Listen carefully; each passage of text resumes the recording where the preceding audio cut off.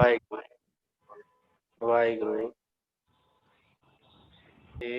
ਗੁਰੂ ਵਾਹਿਗੁਰੂ ਜੀ ਕਾ ਖਾਲਸਾ ਵਾਹਿਗੁਰੂ ਜੀ ਕੀ ਫਤਿਹ। ਗੁਰੂ ਪਿਆਰੀ ਗੁਰੂ ਸਵਾਰੀ ਸਾਧ ਸੰਗਤ ਜੀ, ਆਪ ਜੀ ਜੁੜ ਚੁੱਕੇ ਹੋ ਇਸ ਵਿਸ਼ੇਸ਼ ਗੁਰਮਤਿ ਕਲਾਸ ਦੇ ਅੰਦਰ, ਜਿਸ ਵਿੱਚ ਆਪਾਂ ਸਤਿਗੁਰਾਂ ਦੀ ਦਇਆ ਸਦਕਾ ਭਾਈ ਗੁਰਦਾਸ ਜੀ ਦੀ ਪਾਵਨ ਵਾਰਾਂ ਦੇ ਵਿੱਚੋਂ 11ਵੀਂ ਵਾਰ ਦੀ ਵਿਚਾਰ ਕਰ ਰਹੇ ਹਾਂ, ਜਿਸ ਦਾ ਟੀਕਾ ਭਾਈ ਮਨੀ ਸਿੰਘ ਜੀ ਨੇ ਕੀਤਾ ਹੈ, ਜਿਸ ਨੂੰ ਸਿੱਖਾਂ ਦੀ ਭਗਤ ਮਾਲਾ ਕਿਹਾ ਜਾਂਦਾ ਹੈ। ਉਹਦੀ ਵਿਚਾਰ ਚਰਚਾ ਜਿਹੜੀ ਹੈ ਉਹ ਚੱਲ ਰਹੀ ਹੈ। ਕੱਲ ਆਪਾਂ ਸਾਧ ਸੰਗਤ ਜੀ 18ਵੀਂ ਪੌੜੀ ਦੀ ਆਰੰਭਤਾ ਕੀਤੀ ਸੀ, ਜਿਸ ਵਿੱਚ ਸਤਿਗੁਰਾਂ ਦੇ ਪਿਆਰੇ ਸਿੱਖ, ਧੰਨ ਗੁਰੂ ਅਰਜਨ ਸਾਹਿਬ ਜੀ ਦੇ ਪਿਆਰੇ ਸਿੱਖ, ਉਹਨਾਂ ਦਾ ਜ਼ਿਕਰ ਆਇਆ ਸੀ। ਕੁਝ ਕੁ ਸਿੱਖਾਂ ਦੇ ਬਾਰੇ ਆਪਾਂ ਵਿਚਾਰ ਕਰ ਚੁੱਕੇ ਹਾਂ। ਜਿਹੜੇ ਸਿੱਖ ਰਹਿ ਗਏ ਹਨ ਉਹਨਾਂ ਦੀ ਵਿਚਾਰ ਅੱਜ ਆਪਾਂ ਇਸ ਕਲਾਸ 'ਚ ਕਰਨੀ ਹੈ। ਜੇ ਸਮਾਂ ਰਿਹਾ ਤੇ ਆਪਾਂ ਫਿਰ 19ਵੀਂ ਜਿਹੜੀ ਪੌੜੀ ਹੈ ਉਹ ਵੀ ਅੱਜ ਹੀ ਆਰੰਭ ਕਰ ਲਵਾਂਗੇ। ਸੋ ਕਿਉਂਕਿ ਇਹਨਾਂ ਸਾਰੀਆਂ ਪੌੜੀਆਂ ਦੇ ਵਿੱਚ ਹੁਣ ਸਤਿਗੁਰੂ ਗੁਰੂ ਅਰਜਨ ਸਾਹਿਬ ਜੀ ਦੇ ਸਿੱਖਾਂ ਦੇ ਨਾਮ ਆਉਣੇ ਹਨ, ਇਸ ਕਰਕੇ ਵਿਸ਼ਾ ਜਿਹੜਾ ਹੈ ਆਪਸ ਵਿੱਚ ਕਾਫੀ ਰਲਦਾ ਹੈ। ਸੋ ਆਪ ਸਭ ਸੰਗਤ ਦਾ ਬਹੁਤ ਬਹੁਤ ਧੰਨਵਾਦ ਜੋ ਆਪ ਜੀ ਜੁੜ ਚੁੱਕੇ ਹੋ। ਇਸੇ ਤਰ੍ਹਾਂ ਹੀ ਆਪ ਜੀ ਨੇ ਜੁੜੇ ਰਹਿਣਾ। ਸੋ ਸਭ ਤੋਂ ਪਹਿਲਾਂ ਦਾਸ ਸਾਹਿਬ ਜੀ ਦੀ ਸਕਰੀਨ ਉੱਤੇ ਜੋ ਕੱਲ ਵਾਲੀ ਪੌੜੀ ਹੈ 18ਵੀਂ, ਉਸ ਪੌੜੀ ਨੂੰ ਸ਼ੋਅ ਕਰ ਦੇਵੇ ਤਾਂ ਕਿ ਆਪ ਜੀ ਜੋ ਵਿਚਾਰ ਚਰਚਾ ਹੈ ਉਹਦੇ ਨਾਲ ਜੁੜ ਸਕੋ, ਤਾਂ ਕਿ ਆਪ ਜੀ ਨੂੰ ਵਿਸ਼ਾ ਜਿਹੜਾ ਹੈ ਉਸੇ ਤਰ੍ਹਾਂ ਹੀ ਆਪ ਜੀ ਦੀ ਸਕਰੀਨ ਉੱਤੇ ਆ ਜਾਵੇ। ਵਾਹਿਗੁਰੂ। ਹਾਂਜੀ,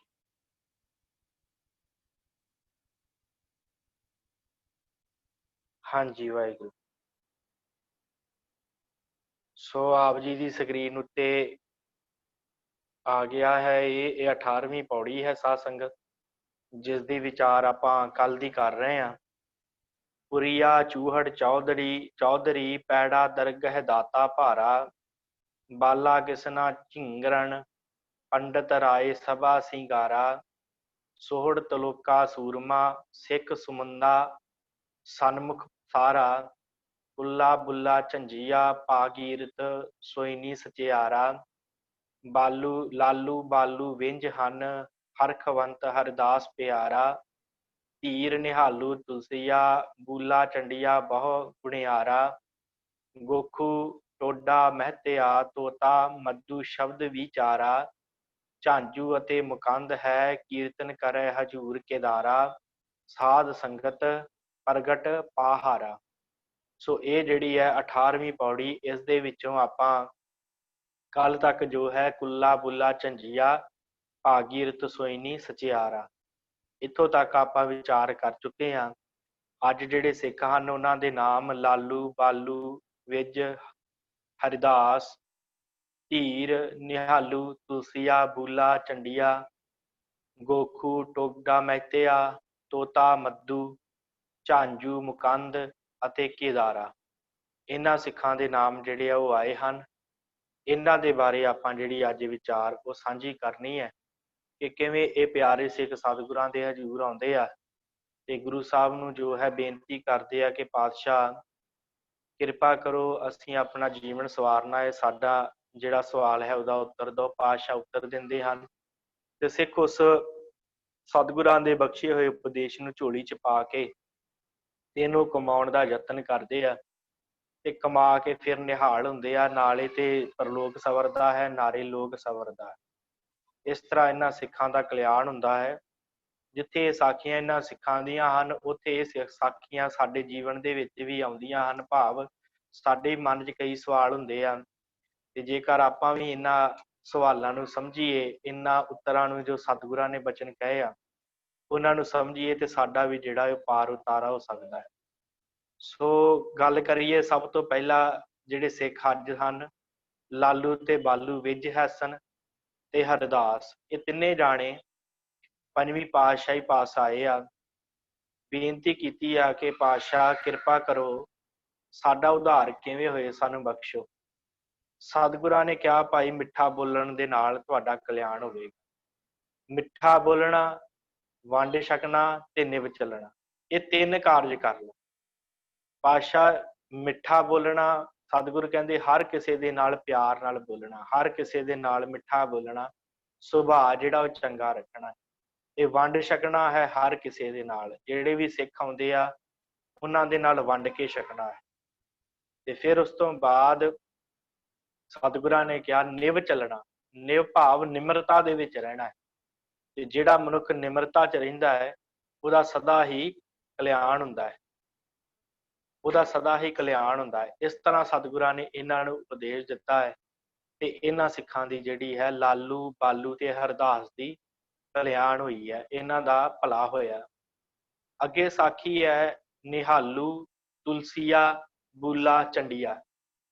ਇਹ ਚਾਰੇ ਜਾਣੇ ਸਤਿਗੁਰੂ ਦੇ ਪਾਸ ਆਏ ਆ। ਗੁਰੂ ਅਰਜਨ ਸਾਹਿਬ ਮਹਾਰਾਜ ਦੇ ਹਜ਼ੂਰ ਆਣ ਕੇ ਬੇਨਤੀ ਕੀਤੀ ਹੈ ਕਿ ਪਾਤਸ਼ਾਹ ਇੱਕ ਮਨ 'ਚ ਸਵਾਲ ਹੈ ਕਿ ਉਸ ਸਮੇਂ ਇਹ ਗੱਲ ਬੜੀ ਪ੍ਰਚਲਿਤ ਸੀ ਤੇ ਬੜੇ ਲੋਕ ਇਸ ਤਰ੍ਹਾਂ ਆਖਦੇ ਸਨ।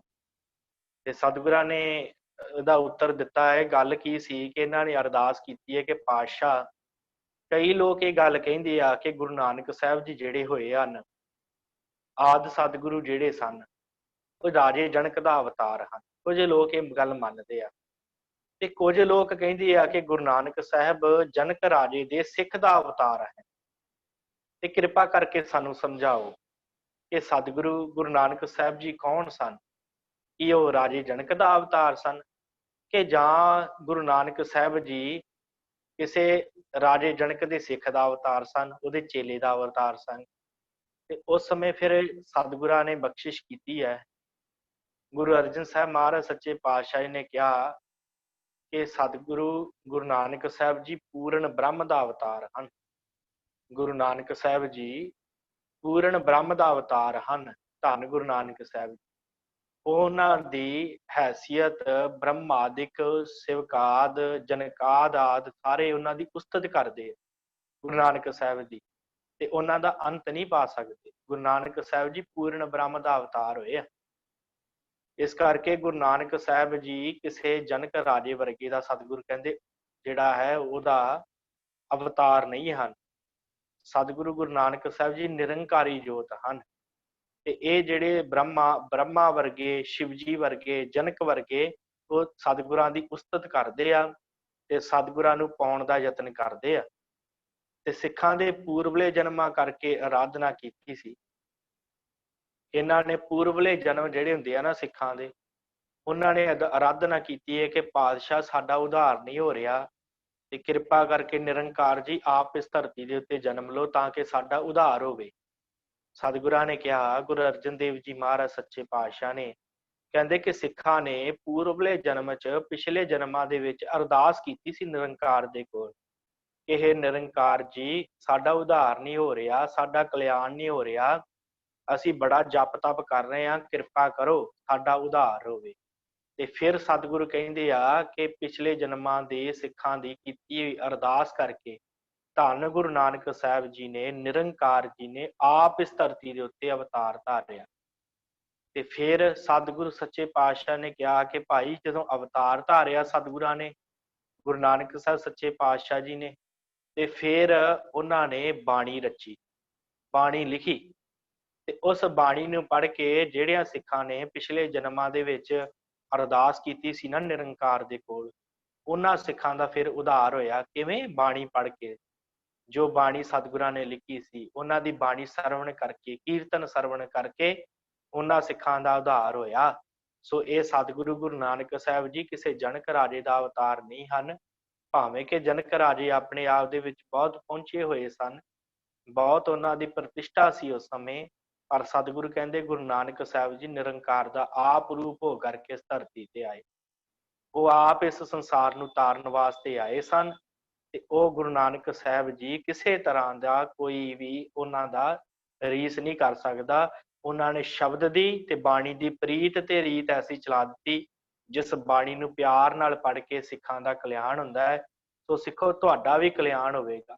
ਤੇ ਜੇ ਤੁਸੀਂ ਗੁਰੂ ਨਾਨਕ ਸਾਹਿਬ ਦਾ ਰੂਪ ਜਾਣਨਾ ਚਾਹੁੰਦੇ ਹੋ ਤੇ ਫਿਰ ਸਤਿਗੁਰਾਂ ਨੇ ਕਿਹਾ, ਗੁਰੂ ਅਰਜਨ ਸਾਹਿਬ ਨੇ ਕਿ ਭਾਈ ਗੁਰਦਾਸ ਜੀ ਨੇ ਬੜਾ ਸੋਹਣਾ ਸਿੱਖੋ ਕਵਿਤ ਲਿਖਿਆ ਹੈ, ਉਹ ਗੁਰੂ ਨਾਨਕ ਸਾਹਿਬ ਜੀ ਦਾ ਉੱਤੇ ਹੀ ਪੂਰਾ ਢੁਕਦਾ ਹੈ। ਪਾਤਸ਼ਾਹ ਕਿਹੜਾ ਕਵਿਤ?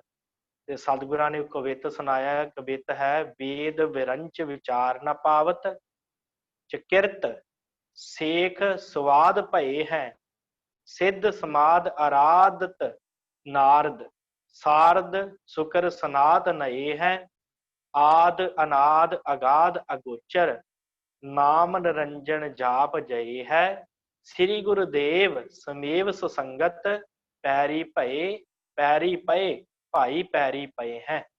ਸਤਿਗੁਰੂ ਕਹਿੰਦੇ ਕਿ ਗੁਰੂ ਨਾਨਕ ਸਾਹਿਬ ਜੀ ਨਿਰੰਕਾਰ ਦਾ ਰੂਪ ਹਨ। ਕੋਈ ਬ੍ਰਹਮਾ ਵਰਗਾ, ਕੋਈ ਸ਼ਿਵਜੀ ਵਰਗਾ, ਕੋਈ ਨਾਰਦ ਵਰਗਾ, ਕੋਈ ਸਾਰਦ ਵਰਗਾ, ਕੋਈ ਸੁਕਰਾਤ ਵਰਗਾ ਉਹਨਾਂ ਦੇ ਜਿਹੜਾ ਹੈ ਉਹਨਾਂ ਨੂੰ ਲੱਖ ਨਹੀਂ ਸਕਦਾ, ਉਹਨਾਂ ਨੂੰ ਜਾਣ ਨਹੀਂ ਸਕਦਾ, ਕਿਉਂਕਿ ਆਦ ਅਨਾਦ ਅਗਾਧ ਅਗੋਚਰ ਹਨ ਗੁਰੂ ਨਾਨਕ ਸਾਹਿਬ। ਨਾਮ ਨਿਰੰਜਨ ਜਾਪ ਜਏ ਹੈ, ਉਹ ਨਿਰੰਕਾਰ ਦਾ ਨਾਮ ਜਪਾਉਣ ਵਾਸਤੇ ਇਸ ਧਰਤੀ ਦੇ ਉੱਤੇ ਆਏ। ਇਸ ਕਰਕੇ ਪਿਆਰਿਓ ਸਿੱਖੋ, ਸ੍ਰੀ ਗੁਰੂਦੇਵ ਸਮੇਵ ਸੁਸੰਗਤ, ਸਤਿਗੁਰਾਂ ਦੀ ਸੰਗਤ ਵਿੱਚ ਜਾਓ, ਪੈਰੀ ਪਏ ਭਾਈ ਪੈਰੀ ਪਏ ਹੈ। ਸਤਿਗੁਰੂ ਗੁਰੂ ਨਾਨਕ ਸਾਹਿਬ ਦੀ ਸੰਗਤ 'ਚ ਜਾ ਕੇ ਪੈਰੀ ਪਾਓ, ਗੁਰੂ ਨਾਨਕ ਦੇ ਸ਼ਬਦ ਦੇ ਪੈਰੀ ਪਾਓ, ਤਾਂ ਕਿ ਭਾਈ ਤੁਹਾਡਾ ਵੀ ਕਲਿਆਣ ਹੋਵੇ। ਇਸ ਤਰ੍ਹਾਂ ਇਹਨਾਂ ਸਿੱਖਾਂ ਨੇ ਆਣ ਕੇ ਬੇਨਤੀ ਕੀਤੀ ਹੈ ਤੇ ਸਤਿਗੁਰਾਂ ਨੇ ਇਹਨਾਂ ਦਾ ਜਿਹੜਾ ਹੈ ਸ਼ੰਕਾ ਨਿਵਰਤ ਕੀਤਾ। ਅੱਗੇ ਸਾਧ ਸੰਗਤ ਜਿਹੜੀ ਸਾਖੀ ਹੈ, ਭਾਈ ਗੋਖੂ, ਭਾਈ ਟੋਡਾ ਮਹਿਤਾ, ਭਾਈ ਤੋਤਾ ਤੇ ਭਾਈ ਮੱਧੂ, ਇਹਨਾਂ ਚਾਰਾਂ ਸਿੱਖਾਂ ਦੀ ਸਾਖੀ ਹੈ। ਇਹ ਪਾਤਸ਼ਾਹ ਗੁਰੂ ਅਰਜਨ ਸਾਹਿਬ ਕੋਲ ਆਉਂਦੇ ਆ ਕਿ ਪਾਤਸ਼ਾਹ ਗਰੀਬ ਨਿਵਾਜ, ਸਾਡਾ ਉਧਾਰ ਕਰਨ ਯੋਗ ਤੁਸੀਂ ਹੋ, ਮਿਹਰ ਕਰੋ ਸਾਡਾ ਉਧਾਰ ਹੋਵੇ, ਸਾਨੂੰ ਜਿਹੜਾ ਕਲਿਆਣ ਪ੍ਰਾਪਤ ਹੋਵੇ, ਸਾਡਾ ਉਧਾਰ ਕਰੋ। ਤੇ ਪਾਤਸ਼ਾਹ ਨੇ ਬਚਨ ਕੀਤਾ ਹੈ ਕਿ ਭਾਈ ਤੁਸੀਂ ਨਾ ਬੈਠ ਕੇ ਗੁਰਬਾਣੀ ਦੀ ਵਿਚਾਰ ਕਰਿਆ ਕਰੋ, ਬਾਣੀ ਦੀ ਵਿਚਾਰ ਕਰਨੀ ਆ ਤੇ ਗੁਰੂ ਦੀ ਆਗਿਆ ਕਮਾਉਣੀ ਹੈ, ਤੇ ਉਹਦਾ ਜਿਹੜਾ ਹਨ ਨਾ ਵਿਕਾਰ, ਉਹਨਾਂ ਦਾ ਤਿਆਗ ਕਰਨਾ ਹੈ। ਤੇ ਬਾਣੀ ਦਾ ਜਦੋਂ ਪਾਠ ਕਰੀਦਾ ਹੈ ਤੇ ਗੁਣਾਂ ਦੀ ਵਖਿਆਨ ਕਰੀਦੀ ਹੈ, ਤੇ ਇਹਨਾਂ ਦੇ ਨਾਲ ਮਨੁੱਖ ਦਾ ਕਲਿਆਣ ਹੁੰਦਾ ਹੈ। ਤੇ ਇਹਨਾਂ ਕਿਹਾ ਕਿ ਪਾਤਸ਼ਾਹ ਕਿਰਪਾ ਕਰੋ, ਸਾਨੂੰ ਇਹ ਵੀ ਸਮਝਾਓ ਕਿ ਇਸ ਬਾਣੀ ਦੇ ਨਾਲ ਸਾਡਾ ਕਲਿਆਣ ਹੋਵੇਗਾ ਕਿਵੇਂ। ਦੇਖੋ ਸਤਿਗੁਰਾਂ ਦੇ ਇਹ ਸਾਡਾ ਵੀ ਹੁੰਦਾ ਹੈ ਨਾ ਸਵਾਲ ਕਿ ਕਿਵੇਂ ਉਧਾਰ ਹੋਵੇ, ਬਾਣੀ ਦੇ ਨਾਲ ਕਿਵੇਂ ਉਧਾਰ ਹੋ ਸਕਦਾ ਹੈ। ਪਾਤਸ਼ਾਹ ਕਿਰਪਾ ਕਰੋ, ਸਾਨੂੰ ਦੱਸੋ ਕਿ ਇਹ ਬਾਣੀ ਦੇ ਨਾਲ ਉਧਾਰ ਮਨੁੱਖ ਦਾ ਕਿਵੇਂ ਹੁੰਦਾ ਹੈ, ਕਿਵੇਂ ਹਿਰਦਾ ਸ਼ੁੱਧ ਹੁੰਦਾ ਹੈ। ਤੁਸੀਂ ਕਹਿੰਦੇ ਹੋ ਬਾਣੀ ਪੜ੍ਹਨ ਦੇ ਨਾਲ ਹਿਰਦਾ ਸ਼ੁੱਧ ਹੁੰਦਾ ਹੈ, ਬਾਣੀ ਪੜ੍ਹਨ ਦੇ ਨਾਲ ਕਲਿਆਣ ਹੁੰਦੀ ਹੈ, ਗੁਣ ਆਉਂਦੇ ਹਿਰਦੇ 'ਚ। ਪਾਤਸ਼ਾਹ ਕਿਵੇਂ ਕਲਿਆਣ ਹੁੰਦੀ ਹੈ। ਤੇ ਸਤਿਗੁਰਾਂ ਨੇ ਕਿਹਾ, ਭਾਈ ਜੇ ਤੁਸੀਂ ਨਿਹਕਾਮੀ ਹੋ ਕੇ ਬਿਨਾਂ ਕਾਮਨਾ ਤੋਂ ਪਾਠ ਕਰੋਗੇ ਤੇ ਤੁਹਾਡੇ ਹਿਰਦੇ 'ਚ ਗਿਆਨ ਆਏਗਾ, ਤੇ ਗਿਆਨ ਦੇ ਨਾਲ ਜਨਮ ਮਰਨ ਕੱਟਦਾ ਹੈ। ਹਿਰਦੇ 'ਚ ਸ਼ਬਦ ਦਾ ਗਿਆਨ ਆਏਗਾ, ਬ੍ਰਹਮ ਦਾ ਗਿਆਨ ਆਏਗਾ, ਤੇ ਜਦੋਂ ਬ੍ਰਹਮ ਦਾ ਗਿਆਨ ਹਿਰਦੇ 'ਚ ਆਇਆ ਫਿਰ ਤੁਹਾਡਾ ਕਲਿਆਣ ਹੋਵੇਗਾ, ਤੁਹਾਡਾ ਜਨਮ ਮਰਨ ਕੱਟਿਆ ਜਾਏਗਾ। ਪਾਤਸ਼ਾਹ ਉਦਾਹਰਨ ਦੇ ਕੇ ਸਮਝਾਓ, ਇਹਨਾਂ ਕਿਹਾ। ਗੁਰੂ ਅਰਜਨ ਦੇਵ ਮਹਾਰਾਜ ਸਾਨੂੰ ਉਦਾਹਰਨ ਬਖਸ਼ਿਸ਼ ਕਰੋ ਕੋਈ, ਤਾਂ ਕਿ ਸੌਖਾ ਐਨ ਪਤਾ ਲੱਗੇ। ਸਤਿਗੁਰਾਂ ਨੇ ਉਦਾਹਰਨ ਦਿੱਤੀ। ਪਾਤਸ਼ਾਹ ਕਹਿੰਦੇ, ਜਿਵੇਂ ਲੱਕੜ ਦੇ ਵਿੱਚ ਅੱਗ ਹੁੰਦੀ ਹੈ ਸਮਾਈ ਹੋਈ, ਤੇ ਜਦੋਂ ਉਸ ਅੰਜਮ ਦੇ ਨਾਲ ਰਹਿੰਦੀ ਆ, ਪਰ ਜਦੋਂ ਥੋੜੀ ਜਿਹੀ ਮਿਹਨਤ ਕਰੀਦੀ ਉਹ ਅੱਗ ਬਾਹਰ ਆ ਜਾਂਦੀ ਹੈ। ਇਸੇ ਤਰ੍ਹਾਂ ਗੁਰਸਿੱਖੋ, ਜਿਹੜਾ ਨਾਮ ਹੈ, ਜਿਹੜਾ ਗਿਆਨ ਹੈ, ਉਹ ਸਾਡੇ ਹਿਰਦੇ ਦੇ ਵਿੱਚ ਹੈ, ਬ੍ਰਹਮ ਦਾ ਗਿਆਨ, ਬ੍ਰਹਮ ਦਾ ਨਾਮ। ਪਰ ਜਦੋਂ ਬਾਣੀ ਸੁਣਦੇ ਆ, ਬਾਣੀ ਪੜ੍ਹਦੇ ਆ, ਉਹਦੇ ਨਾਲ ਸਾਡਾ ਹਿਰਦਾ ਜਿਹੜਾ ਹੈ ਨਾ, ਉਹ ਉਸ ਜਿਵੇਂ ਬਾਹਰਲੀ ਅੱਗ ਤੋਂ ਲੱਕੜ ਵਿਚਲੀ ਅੱਗ ਜਲ ਜਾਂਦੀ ਹੈ ਨਾ, ਉਸ ਤਰ੍ਹਾਂ ਬਾਣੀ ਪੜ੍ਹਨ ਦੇ ਨਾਲ ਸਾਡੇ ਹਿਰਦੇ ਵਾਲੇ ਜਿਹੜਾ ਗਿਆਨ ਹੈ, ਹਿਰਦੇ ਵਾਲਾ ਜਿਹੜਾ ਸਾਡੇ ਨਾਮ ਹੈ, ਉਹ ਜਾਗਰਿਤ ਹੋ ਜਾਂਦਾ, ਤੇ ਉਹਦੇ ਨਾਲ ਫਿਰ ਸਾਡਾ ਸਾਰਾ ਦੇਹ ਅਭਿਮਾਨ ਮਿਟ ਜਾਂਦਾ ਹੈ, ਉਹਦੇ ਨਾਲ ਸਾਨੂੰ ਸਾਰਾ ਗਿਆਨ ਪ੍ਰਾਪਤ ਹੁੰਦਾ ਹੈ। ਫਿਰ ਜਿਹੜਾ ਜਦੋਂ ਸ਼ਬਦ ਵਿਚਾਰੀਦਾ ਹੈ ਤੇ ਫਿਰ ਕਲਿਆਣ ਹੁੰਦਾ ਹੈ। ਇਸ ਤਰ੍ਹਾਂ ਗੁਰਸਿੱਖੋ, ਤੁਸੀਂ ਆਪਣਾ ਕਲਿਆਣ ਕਰ ਸਕਦੇ ਹੋ, ਬਾਣੀ ਪੜ੍ਹੋਗੇ, ਸਿਮਰਨ ਕਰੋਗੇ ਕਿ ਤੁਹਾਡਾ ਜੀਵਨ ਜਿਹੜਾ ਉਹ ਸਵਰੇਗਾ। ਇਸ ਤਰ੍ਹਾਂ ਇਹਨਾਂ ਦਾ ਜਿਹੜਾ ਹੈ ਉਹ ਕਲਿਆਣ ਹੋਇਆ। ਫਿਰ ਉਸ ਤੋਂ ਬਾਅਦ ਭਾਈ ਝਾੜੂ, ਮੁਕੰਦਾ ਤੇ ਕਿਦਾਰਾ, ਇਹ ਸਤਿਗੁਰਾਂ ਦੇ ਹਜ਼ੂਰ ਆਏ ਆ। ਬੜੀ ਪਿਆਰੀ ਸਾਖੀ ਆ। ਇਹ ਤਿੰਨੇ ਕੀਰਤਨੀਏ ਸਨ, ਝਾੜੂ, ਮੁਕੰਦਾ ਤੇ ਕਿਦਾਰਾ, ਗੁਰੂ ਅਰਜਨ ਸਾਹਿਬ ਪਾਤਸ਼ਾਹ ਜੀ ਦੇ ਵੇਲੇ ਇਹ ਕੀਰਤਨੀਏ ਸਨ ਤੇ ਸਤਿਗੁਰਾਂ ਦੇ ਹਜ਼ੂਰ ਆਏ। ਪਾਤਸ਼ਾਹ ਸਾਡਾ ਕਿਵੇਂ ਉਧਾਰ ਹੋਵੇ। ਬੜੇ ਰਾਗਾਂ ਦੀ ਇਹਨਾਂ ਨੂੰ ਸਮਝ ਸੀ, ਸਾਰਾ ਕੁਝ ਸੀ। ਤੇ ਪਾਤਸ਼ਾਹ ਨੇ ਕਿਹਾ, ਗੁਰੂ ਅਰਜਨ ਦੇਵ ਮਹਾਰਾਜ ਸੱਚੇ ਪਾਤਸ਼ਾਹ ਜੀ ਨੇ, ਸਤਿਗੁਰਾਂ ਨੇ ਕਿਹਾ, ਭਾਈ ਸਿੱਖੋ, ਗੱਲ ਇੰਝ ਆ ਕਿ ਕੀਰਤਨ ਦੇ ਸਮਾਨ ਕੋਈ ਤਪ ਨਹੀਂ। ਜੇ ਤੁਹਾਨੂੰ ਰਾਗ ਆਉਂਦੇ ਆ ਨਾ, ਤੁਸੀਂ ਰਾਗ ਗਾਉਂਦੇ ਹੋ ਤੇ ਤੁਸੀਂ ਕੀਰਤਨ ਕਰੋ। ਜਦੋਂ ਕੀਰਤਨ ਕਰੋਗੇ ਕਿ ਤੁਹਾਨੂੰ ਸਾਰਿਆਂ ਤਪਾਂ ਦਾ ਫਲ ਜਿਹੜਾ ਉਹ ਪ੍ਰਾਪਤ ਹੋਵੇਗਾ। ਤੇ ਇਹਨਾਂ ਕਿਹਾ ਪਾਤਸ਼ਾਹ ਸਾਨੂੰ ਇਹ ਦੱਸੋ, ਪਾਠ, ਕਥਾ ਤੇ ਕੀਰਤਨ, ਇਹਨਾਂ ਦੇ ਵਿੱਚ ਫਰਕ ਕੀ ਹੈ ਤੇ ਇਹਨਾਂ ਦਾ ਕਿੰਨਾ ਕਿੰਨਾ ਫਲ ਹੁੰਦਾ ਹੈ। ਆਪ ਜੀ ਨੇ ਧਿਆਨ ਨਾਲ ਸੁਣਨਾ ਕੀ ਸਵਾਲ ਹੈ ਕਿ ਪਾਤਸ਼ਾਹ ਪਾਠ ਕਰਨ ਦਾ, ਕਥਾ ਕਰਨ ਦਾ ਤੇ ਕੀਰਤਨ ਕਰਨ ਦਾ ਕਿੰਨਾ ਕੁ ਫਲ ਹੈ, ਕੀ ਪ੍ਰਾਪਤੀ ਹੈ, ਇਹਨਾਂ ਦੇ ਵਿੱਚ ਫਰਕ ਕੀ ਹੈ। ਤੇ ਸਤਿਗੁਰਾਂ ਨੇ ਬਖਸ਼ਿਸ਼ ਕੀਤੀ ਹੈ। ਗੁਰੂ ਅਰਜਨ ਸਾਹਿਬ ਮਹਾਰਾਜ ਸੱਚੇ ਪਾਤਸ਼ਾਹ ਨੇ ਬੜੀ ਸੁੰਦਰ ਉਦਾਹਰਨ ਦਿੱਤੀ ਹੈ। ਗੁਰੂ ਅਰਜਨ ਦੇਵ ਜੀ ਨੇ, ਸਤਿਗੁਰਾਂ ਨੇ ਕਿਹਾ ਭਾਈ ਸਿੱਖੋ, ਜਿਵੇਂ ਇੱਕ ਖੂਹ ਹੋਵੇ ਕਿਸੇ ਪੈਲੀ 'ਚ ਲੱਗਾ ਹੋਇਆ, ਉਹ ਮਨੁੱਖ ਉਸ ਖੂਹ ਦੇ ਵਿੱਚੋਂ ਪਾਣੀ ਜਿਹੜਾ ਕੱਢ ਕੇ ਆਪਣੀਆਂ ਪੈਲੀਆਂ ਨੂੰ ਦਵੇ, ਆਪਣੇ ਖੇਤਾਂ ਨੂੰ ਦਵੇ ਤੇ ਖੇਤ ਸਿੰਜ ਲਵੇ, ਸਿੰਜ ਕੇ ਖੇਤ ਪੱਕ ਜਾਣ ਤੇ ਦਾਣਾ ਪਾਣੀ ਘਰ ਲੈ ਜਾਵੇ। ਸਤਿਗੁਰ ਕਹਿੰਦੇ ਇੰਨਾ ਫਲ ਹੈ ਪਾਠ ਕੀਤੇ ਦਾ, ਬਾਣੀ ਪੜ੍ਹੇ ਦਾ। ਜਿਵੇਂ ਖੂਹ ਦੇ ਵਿੱਚੋਂ ਪਾਣੀ ਕੱਢ ਕੇ ਤੇ ਖੇਤ ਸਿੰਜ ਲਈਦਾ ਹੈ, ਖੇਤ ਵਾਹ ਲਈਦਾ ਹੈ ਤੇ ਫਸਲ ਪੈਦਾ ਕਰਕੇ ਘਰ ਭਰ ਲਈਦਾ ਹੈ। ਤੇ ਇਸੇ ਤਰ੍ਹਾਂ ਗੁਰਸਿੱਖ ਜਿਹੜੇ ਹੁੰਦੇ ਉਹ ਪਾਠ ਕਰਦੇ ਆ, ਸਵੇਰੇ ਉੱਠ ਕੇ ਨਿਤਨੇਮ ਕਰਦੇ, ਸ਼ਾਮ ਨੂੰ ਬਾਣੀ ਪੜ੍ਹਦੇ ਆ, ਹਰ ਵੇਲੇ ਬਾਣੀ ਪੜ੍ਹਦੇ ਆ। ਉਹ ਇਸ ਤਰ੍ਹਾਂ ਕਰਦੇ ਆ ਕਿ ਆਪਣੇ ਹਿਰਦੇ ਦੇ ਵਿੱਚੋਂ ਵਿਕਾਰ ਕੱਢ ਕੇ ਗੁਣ ਜਿਹੜੇ ਉੱਥੇ ਜਮਾ ਕਰ ਲੈਂਦੇ ਬਾਣੀ ਪੜ੍ਹ ਕੇ। ਤੇ ਸਤਿਗੁਰਾਂ ਨੇ ਕਿਹਾ ਪਰ ਇਸ ਪੜ੍ਹੀ ਹੋਈ ਬਾਣੀ ਦਾ ਫਲ ਕਿਸੇ ਹੋਰ ਨੂੰ ਨਹੀਂ ਮਿਲਦਾ, ਜਿਹੜਾ ਬਾਣੀ ਪੜ੍ਹਦਾ ਫਲ ਉਹਨੂੰ ਹੀ ਮਿਲਦਾ ਨਾ। ਸਤਿਗੁਰੂ ਕਹਿੰਦੇ ਜਿਵੇਂ ਜਿਹਦੇ ਖੇਤ ਦੇ ਵਿੱਚ ਖੂਹ ਲੱਗਾ ਹੋਵੇ, ਉਸ ਖੇਤ ਦਾ ਜਿਹੜਾ ਵਾਹੁਣ ਵਾਲਾ ਹੈ ਉਹਦਾ ਤੇ ਖੇਤ ਦੇ ਜਲ ਦਾ, ਵਾਹਿਗੁਰੂ ਉਸ ਖੂਹ ਦੇ ਜਲ ਦਾ ਤੇ ਉਹਨੂੰ ਫਾਇਦਾ ਹੈ ਨਾ। ਕੋਈ ਹੋਰ ਨੇੜੇ ਹੋਰ ਕਿਸੇ ਦੀਆਂ ਪੈਲੀਆਂ ਹੋਣ, ਹੋਰ ਕਿਸੇ ਦੇ ਖੇਤ ਹੋਣ, ਉਹਨੂੰ ਕੋਈ ਫਾਇਦਾ ਨਹੀਂ ਉਸ ਖੂਹ ਦਾ, ਪਰ ਫਾਇਦਾ ਕਿਹਨੂੰ ਹੈ, ਜਿਹਦਾ ਖੇਤ ਹੈ। ਇਸ ਤਰ੍ਹਾਂ ਸਤਿਗੁਰੂ ਕਹਿੰਦੇ ਬਾਣੀ ਪੜ੍ਹਨ ਦਾ ਫਲ ਇੰਨਾ ਹੈ ਕਿ ਜਿਹੜਾ ਪੜ੍ਹਦਾ ਹੈ ਉਹਨੂੰ ਸੰਤੁਸ਼ਟੀ ਆਉਂਦੀ ਹੈ, ਕੋਈ ਦੂਸਰਾ ਉਹਦਾ ਆਨੰਦ ਨਹੀਂ ਮਾਣ ਸਕਦਾ। ਸਤਿਗੁਰਾਂ ਨੇ ਕਿਹਾ ਵੀ, ਇਹਨਾਂ ਨੇ ਕਿਹਾ ਠੀਕ ਹੈ ਸਤਿਗੁਰੂ, ਪਾਠ ਕਰਨ ਦਾ ਫਲ ਪਤਾ ਲੱਗ ਗਿਆ, ਸਾਨੂੰ ਇਹ ਦੱਸੋ ਕੀਰਤਨ ਦਾ ਕੀ ਫਲ ਹੈ, ਕੀਰਤਨ ਕਿਵੇਂ ਬਖਸ਼ਿਸ਼ ਕਰਦਾ ਹੈ। ਸਤਿਗੁਰਾਂ ਨੇ ਕਿਹਾ ਕੀਰਤਨ ਜਿਹੜਾ ਹੈ ਨਾ ਉਹ ਵਰਖਾ ਹੈ। ਕੋਈ ਬੱਦਲ ਆਵੇ ਭਰ ਕੇ ਤੇ ਇੱਕਦਮ ਵਰ ਕੇ ਚਲਾ ਜਾਵੇ ਤੇ ਧਰਤੀ ਤੇ ਜਿੰਨੀ ਗੰਦਗੀ ਮਿੱਟੀ ਮੁੱਟੀ ਹੁੰਦੀ ਹੈ ਸਾਰਾ ਕੁਝ ਬਹਿ ਜਾਂਦਾ, ਉੱਡਦੀ ਹੋਈ ਧੂੜ ਥੱਲੇ ਬਹਿ ਜਾਂਦੀ ਹੈ, ਗੰਦ ਮੰਦ ਸਾਰਾ ਨਾਲੀਆਂ ਵਹਿਣਿਆਂ ਥਾਣੀ ਰੁੜ ਜਾਂਦਾ। ਤੇ ਪਾਤਸ਼ਾਹ ਨੇ ਕਿਹਾ ਇਸ ਤਰ੍ਹਾਂ ਦਾ ਕੀਰਤਨ ਹੈ, ਜਿਹੜਾ ਵੀ ਸੁਣਦਾ ਹੈ, ਜਿਹੜਾ ਵੀ ਸੁਣੇਗਾ ਕੀਰਤਨ, ਉਹਦੇ ਹਿਰਦੇ ਚੋਂ ਸਾਰੇ ਵਿਕਾਰ, ਸਾਰੇ ਗੰਦ, ਸਾਰਾ ਕੁਝ ਜਿੰਨਾ ਵੀ ਉਹਨੇ ਕਮਾਇਆ ਹੈ ਨਾ ਗੰਦਗੀ ਵਾਲੇ ਜੀਵਨ ਵਾਲੇ ਵੀ, ਉਹ ਵੀ ਜੇ ਵਿਚਾਰ ਸੁਣ ਲੈਣ, ਵਾਹਿਗੁਰੂ ਕੀਰਤਨ ਸੁਣ ਲੈਣ ਤੇ ਉਹਨਾਂ ਦਾ ਵੀ ਕਲਿਆਣ ਹੁੰਦਾ ਹੈ, ਉਹਨਾਂ ਨੂੰ ਪ੍ਰਾਪਤੀ ਹੁੰਦੀ ਹੈ। ਖੂਹ ਦੇ ਜਲ ਦੇ ਨਾਲ ਸਿਰਫ ਉਸ ਨੂੰ ਫਾਇਦਾ ਹੁੰਦਾ ਜਿਹਦੀ ਪੈਲੀ ਦੇ ਵਿੱਚ, ਜਿਹਦੇ ਖੇਤਾਂ ਦੇ ਵਿੱਚ ਖੂਹ ਹੈ। ਬਾਣੀ ਪੜ੍ਹਨ ਦੇ ਨਾਲ ਉਹਨੂੰ ਫਾਇਦਾ ਹੁੰਦਾ ਜਿਹਨੇ ਬਾਣੀ ਪੜ੍ਹੀ ਹੈ, ਜਿਹਨੂੰ ਬਾਣੀ ਦੀ ਬਖਸ਼ਿਸ਼ ਹੋਈ ਹੈ।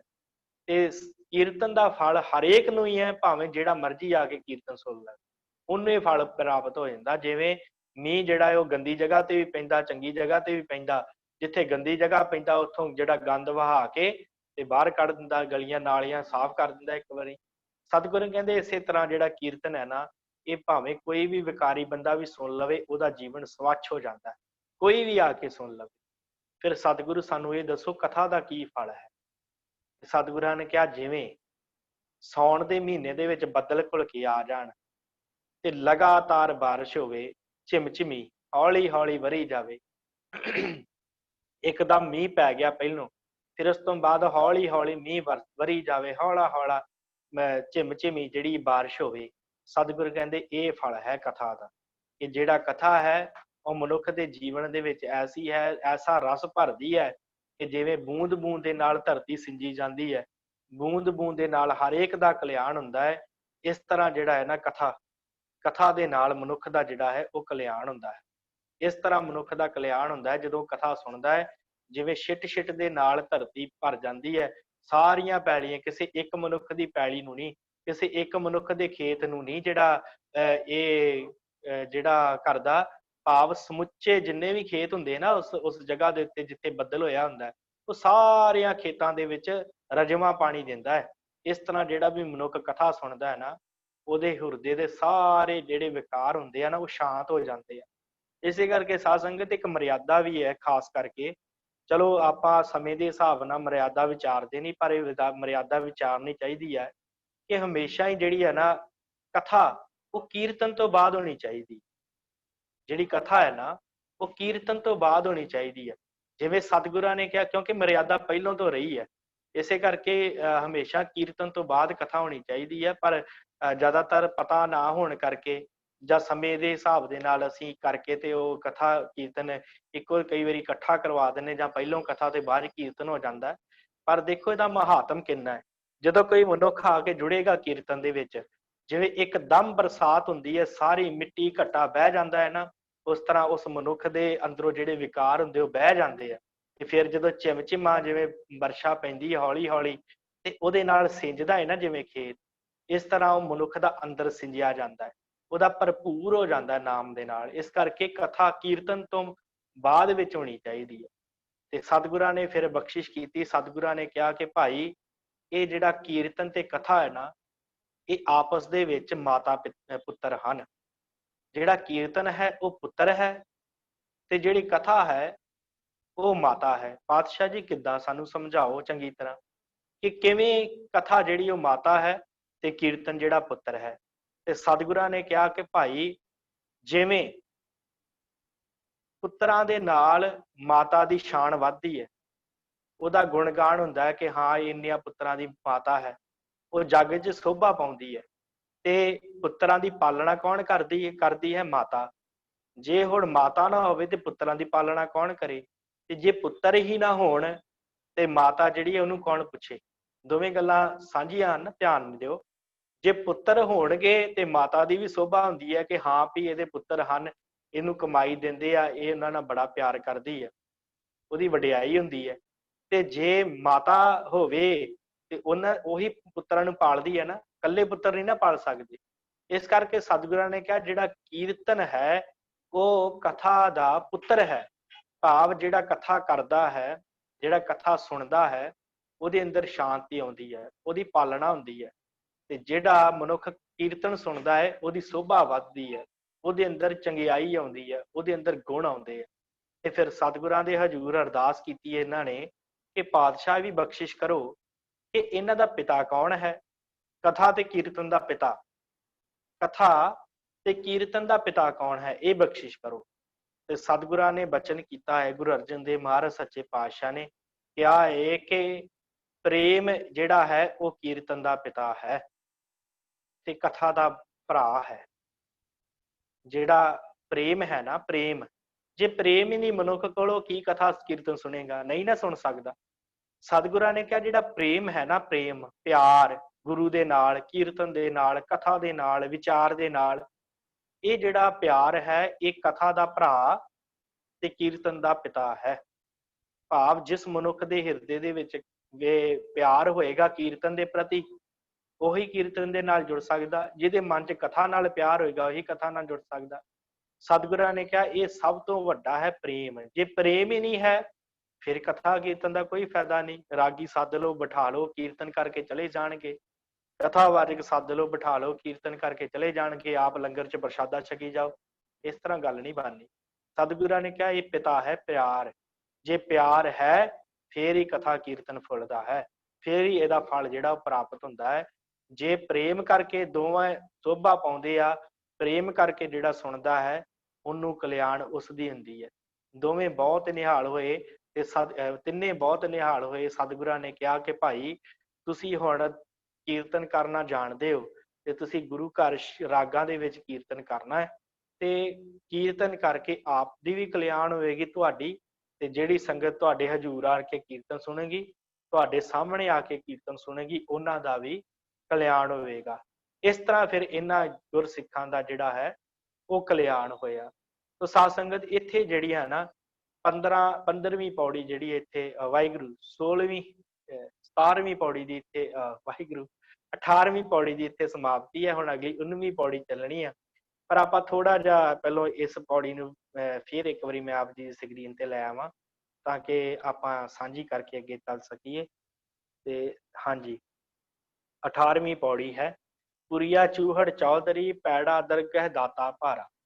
ਸਤਿਗੁਰਾਂ ਦੇ ਹਜ਼ੂਰ ਆਏ ਸੀ ਜਿਨ੍ਹਾਂ ਨੂੰ ਸਤਿਗੁਰਾਂ ਨੇ ਕਿਹਾ ਸੀ ਭਾਈ ਲਿਖ ਕੇ ਆਪਣੇ ਝੂਠ ਲਿਖਿਆ ਕਰਨੇ ਆ ਤੇ ਸੰਗਤ 'ਚ ਸੁਣਾਇਆ ਕਰਨੇ ਆ। ਇਹ ਸੰਗਤ 'ਚ ਆਏ, ਇਹਨਾਂ ਨੂੰ ਸਤਿਗੁਰਾਂ ਨੇ ਫਿਰ ਬਖਸ਼ਿਸ਼ ਕੀਤੀ।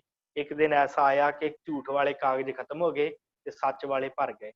ਬਾਲਾ ਕਿਸ਼ਨਾ ਝਿੰਗਰ ਇਹ ਪੰਡਿਤ ਸਨ, ਕਹਿੰਦੇ ਸੀ ਮਨ ਨੂੰ ਸ਼ਾਂਤੀ ਨਹੀਂ ਆਉਂਦੀ, ਪਾਤਸ਼ਾਹ ਕਿਰਪਾ ਕਰੋ, ਅਸੀਂ ਵੇਦਾਂ ਸ਼ਾਸਤਰਾਂ ਦੇ ਗਿਆਤਾ ਵਾਂ। ਤੇ ਪਾਤਸ਼ਾਹ ਨੇ ਕਿਹਾ ਤੁਸੀਂ ਵੇਦਾਂ ਸ਼ਾਸਤਰਾਂ ਦੀ ਕਥਾ ਆਪ ਵੀ ਕਰਨੀ ਤੇ ਉਹਨਾਂ ਦੀ ਵਿਚਾਰ ਵੀ ਕਰਨੀ, ਤੇ ਉਹਦੇ ਨਾਲ ਨਾਲ ਤੁਸੀਂ ਜਿਹੜਾ ਹੈ ਬਾਣੀ ਵੀ ਪੜ੍ਹਨੀ ਹੈ ਤੇ ਬਾਣੀ ਦੀ ਵਿਚਾਰ ਵੀ ਸੁਣਨੀ ਤੇ ਕਰਨੀ ਹੈ।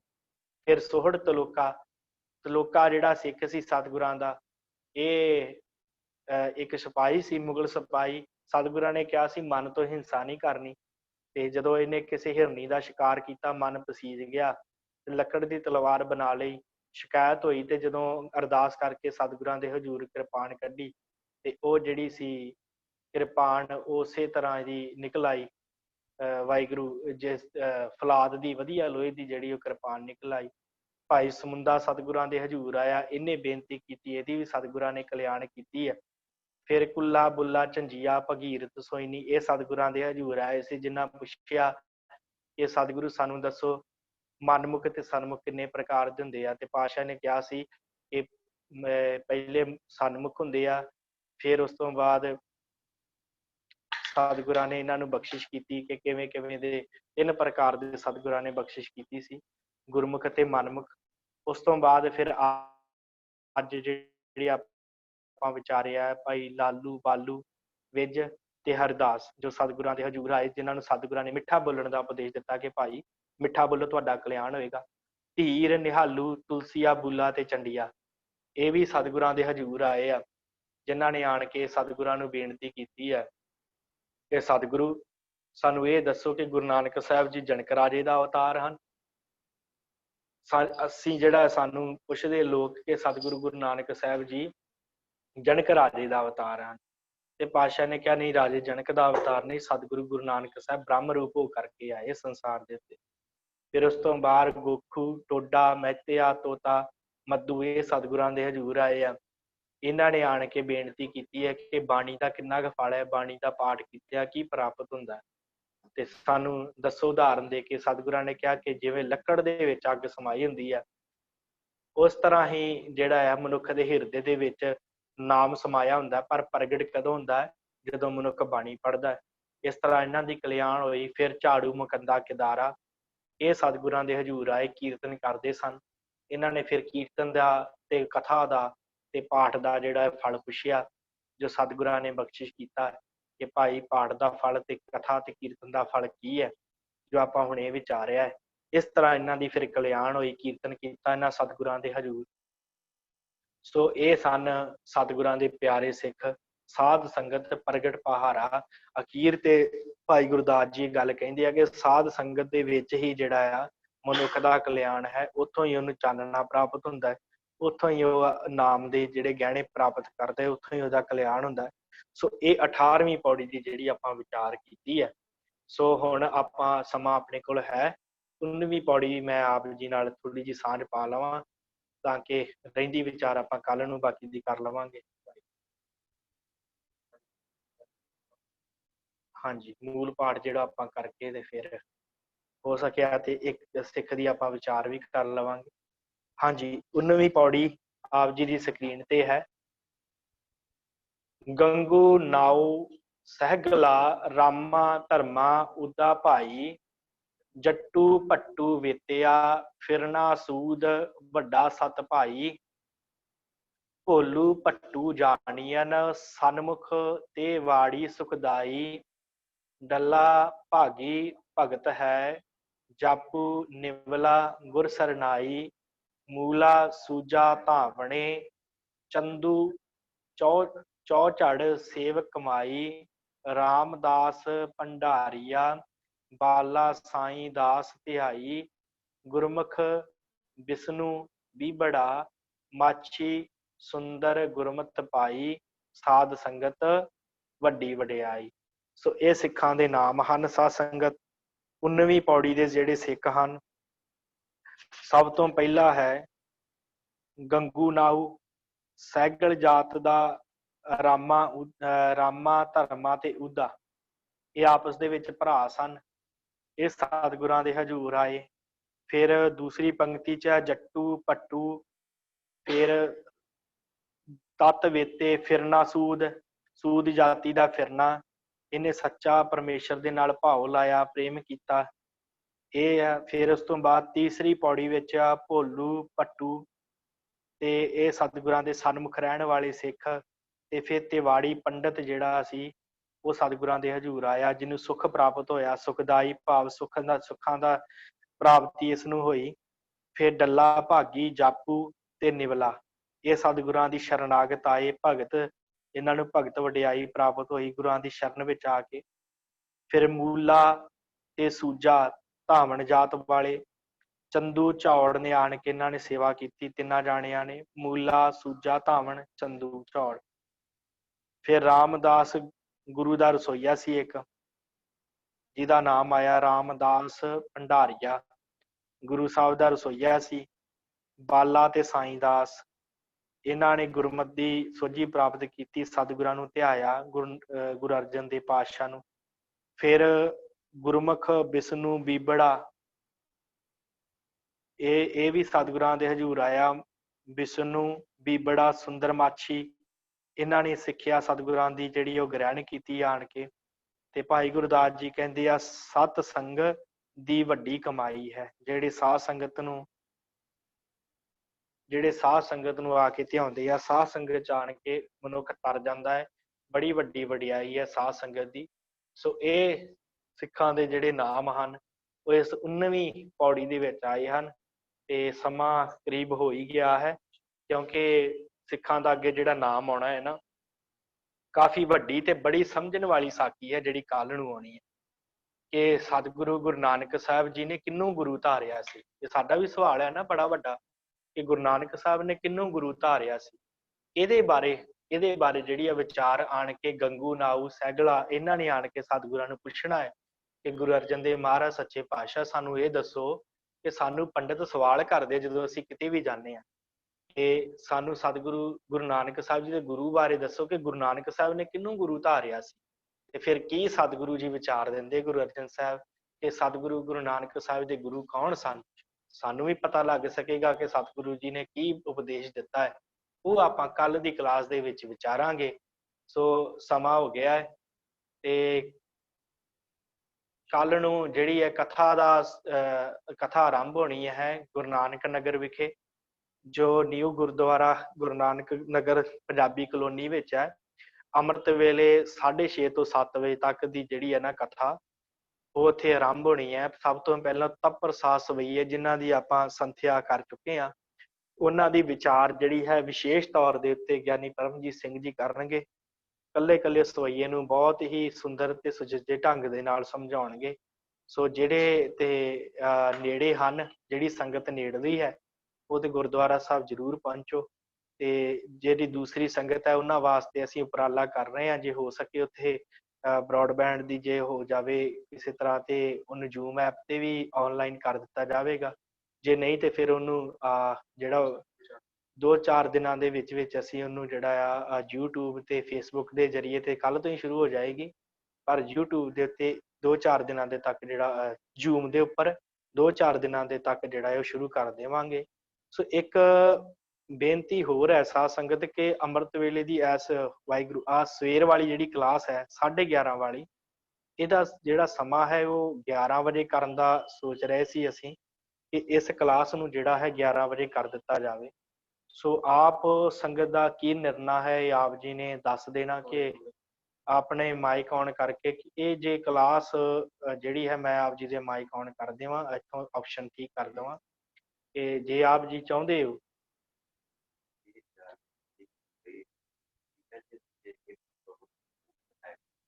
ਵਾਹਿਗੁਰੂ, ਜੇ ਤੇ ਸਭ ਦੀ ਸਹਿਮਤੀ ਹੈ 11 ਵਜੇ ਨਾਲ, ਫਿਰ ਤੇ ਠੀਕ ਹੈ, ਫਿਰ 11 ਵਜੇ ਹੀ ਲਗਾਵਾਂਗੇ। ਪਰ ਜੇ ਕਿਸੇ ਨੂੰ ਕੋਈ ਦਿੱਕਤ ਹੈ ਕਿ ਨਹੀਂ ਜੀ ਮੇਰਾ ਸਮਾਂ ਨਹੀਂ ਹੈ 11 ਵਜੇ, 11:30, ਤੇ ਜੇ ਸਿੱਖ ਜ਼ਿਆਦੇ ਹਨ, ਜੇ ਗੁਰਮੁਖ ਜ਼ਿਆਦੇ ਹਨ 11:30 ਵਜੇ ਵਾਲੇ, ਉਹ ਜਿਹੜਾ 11:30 ਤੇ ਸਹਿਮਤੀ ਹੈ ਉਹ ਆਪਣਾ ਮਾਈਕ ਔਨ ਕਰਕੇ ਦੱਸ ਦੇਣ ਪਲੀਜ਼। ਤੇ ਫਿਰ ਆਪਾਂ ਨਹੀਂ ਤੇ 11 ਵਜੇ ਇਹ ਕਲਾਸ ਕੱਲ 1 ਤਰੀਕ ਤੋਂ ਆਪਾਂ 11 ਵਜੇ ਆਰੰਭ ਕਰ ਦਿੰਦੇ ਹਾਂ। ਸੋ ਬੇਨਤੀ। ਹਾਂਜੀ ਵਾਹਿਗੁਰੂ। ਵਾਹਿਗੁਰੂ ਜੀ, ਇਹ 11:30 ਦਾ ਹੀ ਟਾਈਮ ਰੱਖਿਆ ਜਾਵੇ। ਠੀਕ ਹੈ ਜੀ। ਹਾਂਜੀ ਹੋਰ ਸੰਗਤ? ਮਹਿੰਦਰ ਸਿੰਘ ਜੀ 11:30 ਦਾ ਹੀ ਰੱਖਿਆ ਜਾਵੇ ਟਾਈਮ। ਮਹਿੰਦਰ ਸਿੰਘ ਜੀ ਨੇ 11:30 ਕਹਿ ਦਿੱਤਾ ਹੈ ਤੇ ਹੋਰ ਸੰਗਤ ਕੋਈ ਹੈ 11:30 ਦੇ ਹੀ? ਆਨਲਾਈਨ ਹੀ ਕਰਦੇ ਨਹੀਂ। ਹਾਂਜੀ ਵਾਹਿਗੁਰੂ। ਹਾਂਜੀ 11:30 ਚ ਰੱਖਿਆ ਜਾਵੇ ਜੀ। ਹਾਂਜੀ ਮਨਪ੍ਰੀਤ ਕੌਰ ਜੀ ਵੀ ਕਹਿੰਦੇ 11:30 ਹੀ ਰੱਖਿਆ ਜਾਵੇ, ਕਿਉਂਕਿ ਪਹਿਲੋਂ ਸੀ ਸਾਨੂੰ ਪਤਾ ਲੱਗਾ ਸੀ ਕਿ ਬੱਚਿਆਂ ਦੀਆਂ ਕਲਾਸਾਂ ਜਿਹੜੀਆਂ ਉਹ ਕਰੀਬ 11 ਵਜੇ ਸਮਾਪਤ ਹੋ ਜਾਂਦੀਆਂ, ਖਤਮ ਹੋ ਜਾਂਦੀਆਂ, ਤੇ ਫਿਰ ਅਸੀਂ ਕਿਹਾ ਸੀ ਚਲੋ 11:30 ਹੀ ਇਹਦਾ ਟਾਈਮ ਰੱਖ ਲਵਾਂਗੇ। ਸੋ ਉਸ ਤੋਂ ਬਾਅਦ ਅਸੀਂ ਫਿਰ 11:30 ਰੱਖ ਦਿੱਤਾ ਤੇ ਹੁਣ ਇਹ ਵਿਚਾਰ ਸੀ ਕਿ 11 ਵਜੇ ਕਰ ਦਿੱਤਾ ਜਾਵੇ, ਪਰ ਜੇ ਤੁਸੀਂ ਸੰਗਤ ਕਹਿੰਦੇ ਤੇ ਫਿਰ ਆਪਾਂ 11:30 ਹੀ ਰੱਖਾਂਗੇ, ਕੋਈ ਗੱਲ ਨਹੀਂ, ਸਾਨੂੰ ਇੰਨੀ ਪ੍ਰੋਬਲਮ ਨਹੀਂ, ਪਰ ਆਪ ਜੀ ਦੀ ਸਹਿਮਤੀ ਜ਼ਰੂਰੀ ਹੈ। ਸੋ ਮਲਕੀਤ ਸਿੰਘ ਜੀ ਤੁਸੀਂ ਕੁਝ ਕਹਿਣਾ ਹੈ? ਮਲਕੀਤ ਸਿੰਘ ਹਾਂਜੀ 11 ਵਜੇ ਕਰ 11 ਵਜੇ ਕਰ ਲਓ, ਮੈਂ ਤਾਂ ਕਹਿੰਦਾ 11 ਵਜੇ ਕਰ ਲਓ। ਅੱਛਾ ਮਲਕੀਤ ਸਿੰਘ ਜੀ ਕਹਿੰਦੇ 11 ਵਜੇ ਕਰਤੀ ਜਾਵੇ। ਸੋ ਕੋਈ ਗੱਲ ਨਹੀਂ, ਫਿਲਹਾਲ ਦੇਖਦੇ ਆ ਜੇ 11:30 ਦਾ ਸੈੱਟ ਰਿਹਾ ਤੇ ਕਿਉਂਕਿ ਸੰਗਤ ਵਧੇਰੇ ਜੁੜਨੀ ਚਾਹੀਦੀ ਹੈ ਤੇ ਜਿੰਨੀ ਸੰਗਤ ਫ੍ਰੀ ਹੋ ਕੇ ਵਧੇਰੇ ਜੁੜ ਸਕਦੀ ਜਿਸ ਟਾਈਮ, ਉਸ ਟਾਈਮ ਹੀ ਆਪਾਂ ਇਹ ਕਲਾਸ ਰੱਖ ਲਵਾਂਗੇ।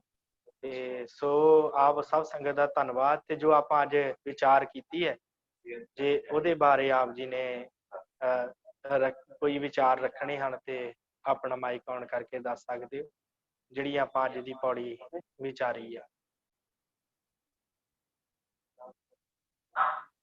ਬਹੁਤ ਕਿਰਪਾ ਜੀ। ਠੀਕ ਹੈ ਜੀ ਵਾਹਿਗੁਰੂ, ਬਹੁਤ ਬਹੁਤ ਆਪ ਜੀ ਦਾ ਧੰਨਵਾਦ। ਆਵਾਜ਼ ਨਹੀਂ ਆ ਰਹੀ ਕਹਿ ਰਹੇ ਭਾਈ ਰਵਿੰਦਰ ਸਿੰਘ ਜੀ, ਆਵਾਜ਼ ਨਹੀਂ ਆ ਰਹੀ, ਸ਼ਾਇਦ ਤੁਹਾਡੇ ਕੋਈ ਟੈਕਨੀਕਲ ਪ੍ਰੋਬਲਮ ਹੋਵੇ। ਇੱਥੇ ਆਵਾਜ਼ ਕਲੀਅਰ ਹੈ ਕਿਉਂਕਿ ਸਾਡੇ ਕੋਲ ਵੀ ਇੱਕ ਮੋਬਾਈਲ ਚੱਲ ਰਿਹਾ, ਉੱਥੇ ਆਵਾਜ਼ ਆ ਰਹੀ ਹੈ। ਸੋ ਕਲਾਸ ਦਾ ਟਾਈਮ ਜਿਹੜਾ ਉਹ ਹੁਣ 11:30 ਹੀ ਰੱਖਿਆ ਜਾਏਗਾ ਫਿਲਹਾਲ। ਆਉਣ ਵਾਲੇ ਦਿਨਾਂ ਦੇ ਵਿੱਚ ਕਿਉਂਕਿ ਮੌਸਮ ਦੇ ਨਾਲ ਸਮਾਂ ਵੀ ਚੇਂਜ ਹੋਵੇਗਾ ਤੇ ਫਿਰ ਆਪਾਂ ਆਉਣ ਵਾਲੇ ਸਮੇਂ ਦੇ ਵਿੱਚ ਜਿਹੜਾ ਆ ਉਹ ਇਹਨੂੰ ਠੀਕ ਕਰ ਦੇਵਾਂਗੇ, ਭਾਵ ਜਿਵੇਂ ਵੀ ਹੋਇਆ 12 ਵਜੇ ਕਰਨ ਹੋਈ 12 ਵਜੇ ਕਰ ਲਵਾਂਗੇ, 11 ਵਜੇ ਕਰਨੇ 11 ਵਜੇ ਕਰ ਲਵਾਂਗੇ। ਫਿਲਹਾਲ ਇਹ 11:30 ਹੀ ਆਪਾਂ ਰੱਖਦੇ ਹਾਂ, ਗਾਂ ਮੌਸਮ ਦੇ ਹਿਸਾਬ ਨਾਲ ਆਪਾਂ ਦੇਖ ਲਵਾਂਗੇ। ਸੋ ਆਪ ਜੀ ਨੇ ਇੰਨੀਆਂ ਕਿ ਬੇਨਤੀਆਂ ਪ੍ਰਵਾਨ ਕਰਨੀਆਂ। ਵਾਹਿਗੁਰੂ ਜੀ ਕਾ ਖਾਲਸਾ, ਵਾਹਿਗੁਰੂ ਜੀ ਕੀ ਫਤਿਹ।